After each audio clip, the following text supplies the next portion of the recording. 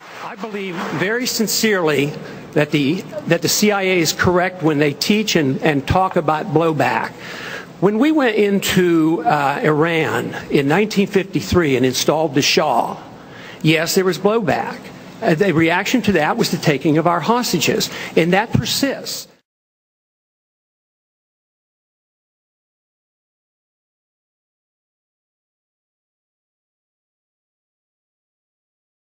Iran, 1953. The CIA mounted its first major covert operation to overthrow a foreign government. The target was the Prime Minister of Iran, Mohammad Mossadegh. He held power legitimately through his country's parliamentary process, and he was popular. Washington had once looked to him as the man to prevent a communist takeover. But that was before Mossadegh decided that the Iranian state, not British companies, ought to own and control the oil within Iran's own borders. When he nationalized the British-run oil fields, Washington saw red.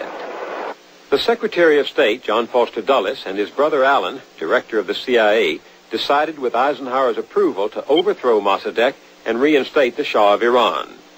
The mobs paid by the CIA and the police and soldiers bribed by the CIA drove Mossadegh from office. Crown Prince Abdullah greets the Shah as he lands at Baghdad airport after a 7-hour flight from Rome. The King of Kings was back in control and more pliable than Mossadegh. American oil companies took over almost half of Iran's production.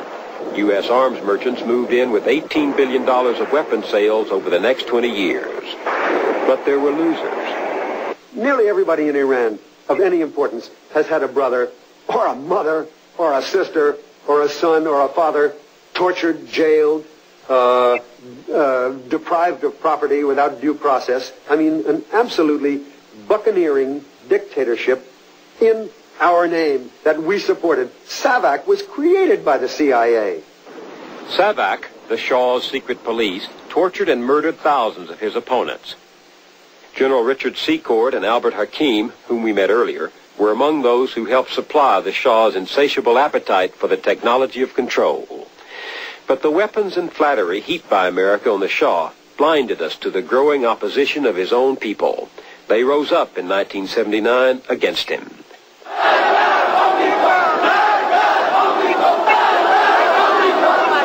Death to the Shah, they shouted.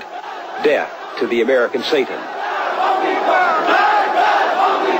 Khomeini is a direct consequence, and the hostage crisis is a direct consequence, and the resurgence of the Shia is a direct consequence of the CIA's overthrow of Mossadegh in 1953. Yes, there was blowback.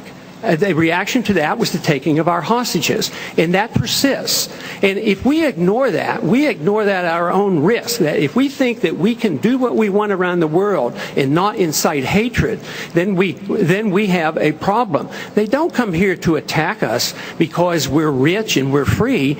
They come and they attack us because we're over there.